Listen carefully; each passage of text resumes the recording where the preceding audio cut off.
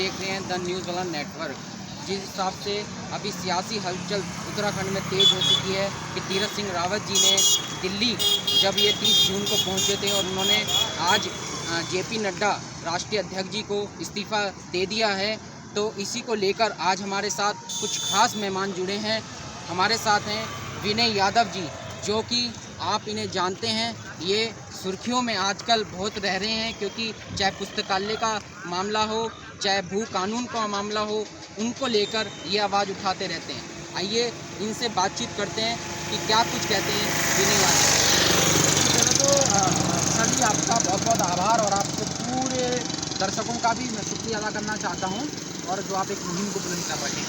मैंने कई बार इस बात को उठाया है कि वैसे भी उत्तराखंड की एक जो सियासी हलचल थी वो तेज़ थी, और आज जैसे ही आला अधिकारियों ने, दिल्ली हाईकमान ने जब तीरथ जी को वहाँ पर बुलाया और जेपी नड्डा जी के साथ में उनकी एक लंबी बैठक चली, तकरीबन 30 मिनट तक वार्ता हुई, और उस वार्ता में ये निष्कर्ष निकला। हालांकि जब वो मीडिया के सामने आए तो उन्होंने इस बात से इनकार किया। उन्होंने कहा कि उत्तराखंड के तमाम मसलों को लेकर के बातचीत हुई है, लेकिन स्पष्ट तौर पर पूरा अब मीडिया में सुर्खियों में आ गया है कि उन्होंने अपना इस्तीफा जो है कि जेपी नड्डा जी को सौंप दिया है। वो देहरादून में आए और राज्यपाल से समय भी ले लिया है, और आज शाम को उनके साथ वार्ता होगी। तो ये कहीं ना कहीं ये दर्शाता है कि, और ऐसा नहीं है कि अगर दिल्ली हाईकमान ने उनको बुलाया था तो कहीं ना कहीं उनका जो फीडबैक था उस फीडबैक को लेने के लिए बुलाया था। इसमें एक चीज़ आपको बता दें, स्पष्ट कर दूं कि उन्होंने अपने इस्तीफे में इस बात को कोट किया है कि उन्होंने कहा है कि चूँकि असंवैधानिक रूप से हम अब मुख्यमंत्री नहीं बन सकते, क्योंकि कॉन्स्टिट्यूशन में ये प्रावधान है कि किसी भी प्रदेश में अगर आम चुनावों में 1 साल से कम का वक्त है तो ऐसे में किसी भी सीट पर उपचुनाव नहीं कराए जा सकते।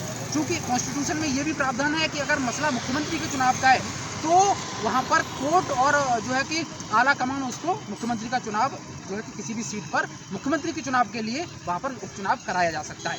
चूँकि फीडबैक जो था जेपी नड्डा जी और तमाम, ऐसा कहा भी जाता है कि अमित शाह जी के साथ भी बैठक हुई है, तो एक चीज़ जो सामने निकल करके सामने आ रही है, कहीं ना कहीं तीरथ जी पूरी तरीके से असफल हुए। 3 महीने उनको मिले काम करने के लिए, और इन 3 महीनों के कार्यकाल को जिस तरीके से आला अधिकारियों ने, ऊपर के जो सियासत के बड़े नुमाइंदे थे, उन्होंने इसका पूरा विश्लेषण किया और देखा कि अगर तीरथ जी के नेतृत्व में सरकार यहाँ पर 22 का चुनाव लड़ती है तो कहीं ना कहीं सरकार को भारी खामियाजा उठाना पड़ सकता है। अच्छा, जैसे कि देखने को मिल रहा है कि ये 2-3 महीने में पहले त्रिवेंद्र सिंह रावत जी, फिर तीरथ सिंह रावत जी, और अब 2022 का समय भी बहुत कम बचा है। 2022 में चुनाव है।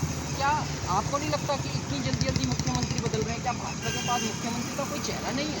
लेकिन निश्चित तौर पर ये कहीं ना कहीं विफलता को तो दर्शाता ही है कि उत्तराखंड में मुख्यमंत्रियों को चेहरे जिस तरीके से बदले जा रहे हैं, क्योंकि त्रिवेंद्र जी को जिस तरीके से उन्होंने हटाया, वो भी अपना कार्यकाल पूरा नहीं कर पाए। 4 साल का कार्यकाल उनका पूर्ण हुआ, और उत्तराखंड की सियासत का एक ऐसा मैंने दौर देखा है कि यहाँ पर 10 मुख्यमंत्री अब तक कुल बदले जा चुके हैं जो अपना पूरा कार्यकाल पूरा नहीं कर पाए।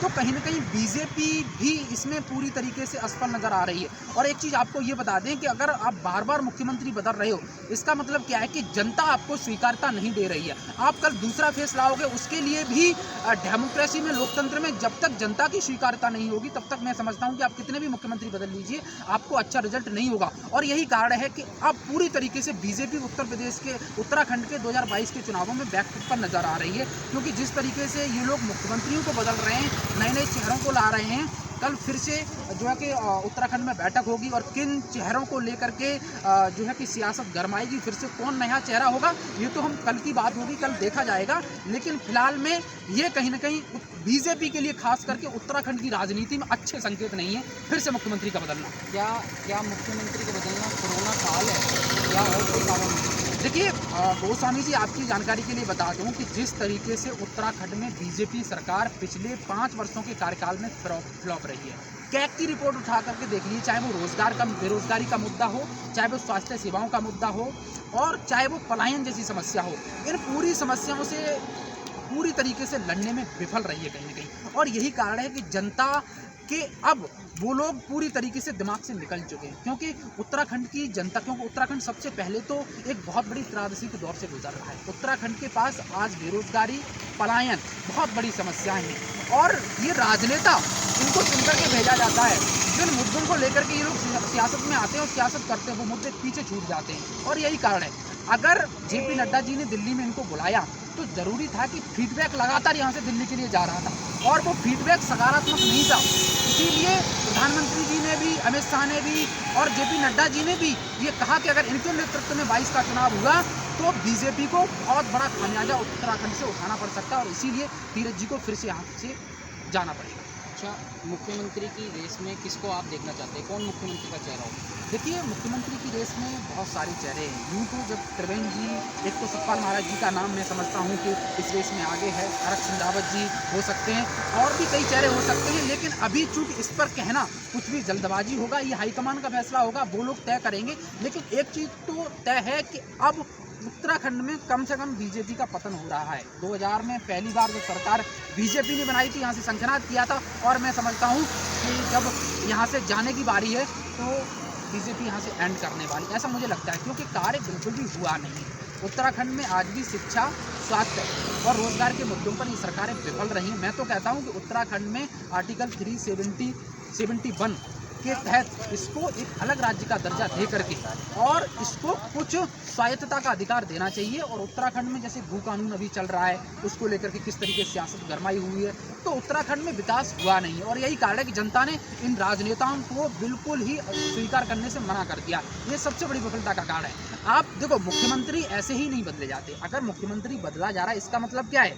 जनता ने मना कर दिया है पूरी तरीके से, जनता चाहती नहीं है अब, और इसीलिए ऐसे चेहरों को अब बदलना पड़ रहा है। अच्छा, जैसे हम बार बार अपनी डिबेट में और अपने चैनल के माध्यम से बार बार ये कहते आए हैं कि युवा कल का भविष्य है, तो युवाओं में किसका चेहरा आप देखते हैं कि कौन मुख्यमंत्री बन सकता है? देखिए, युवाओं की राजनीति में उत्तराखंड कहीं ना कहीं बहुत पीछे मैंने देखा है।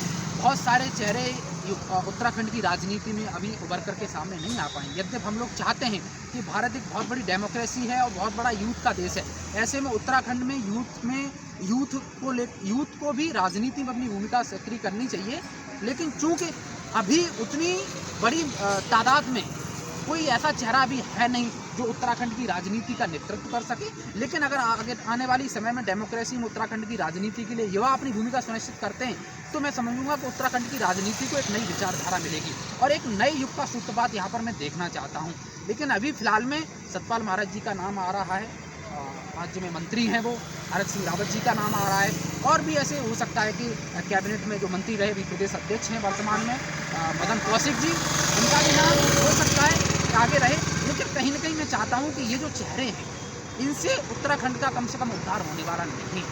लेकिन आप तो हम देखते हैं कि आपके फेसबुक के माध्यम से कि आपने अपने मदन कौशिक जी का नाम लिया, तो आप तो उनका विरोध करते रहते हैं और फिर आप मदन कौशिक जी का नाम ले रहे हैं कि मुख्यमंत्री का चेहरा हो सकता है। देखिए, निश्चित तौर पर मैं ये नहीं कह रहा हूँ कि वो मुख्यमंत्री का चेहरा हो सकते हैं, वो डिसीजन केंद्र का है, आला कमान का है।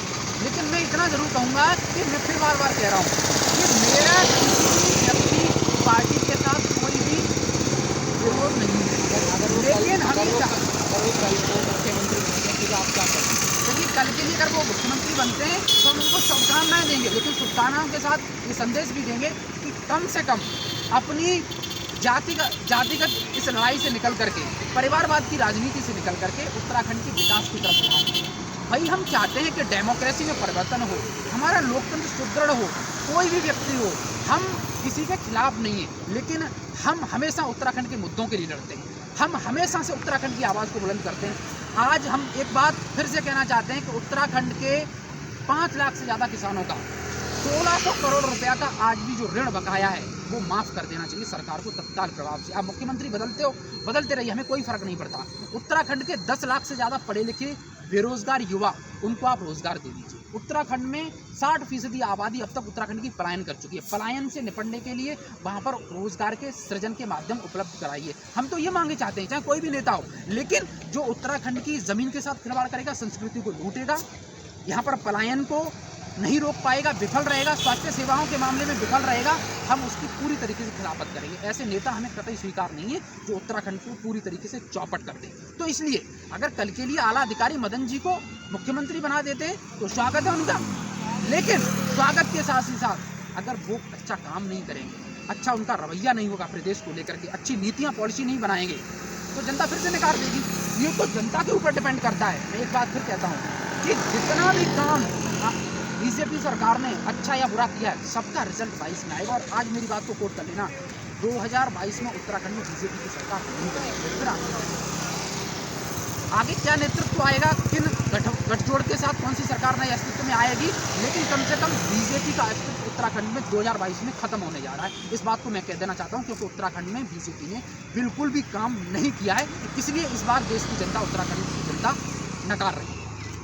तो ये थे हमारे साथ विनय यादव जी, जिन्होंने बताया कि किस तरह से कौन बनेगा मुख्यमंत्री, कौन है रेस में। अभी देखना बहुत बाकी है कि किसका चेहरा होगा और कौन आगे आएगा मुख्यमंत्री की रेस में। तो आप देख रहे थे द न्यूज़ वाला नेटवर्क। मैं विशाल गोस्वामी, कैमरामैन प्रशांत के साथ फिर मिलेंगे दोबारा।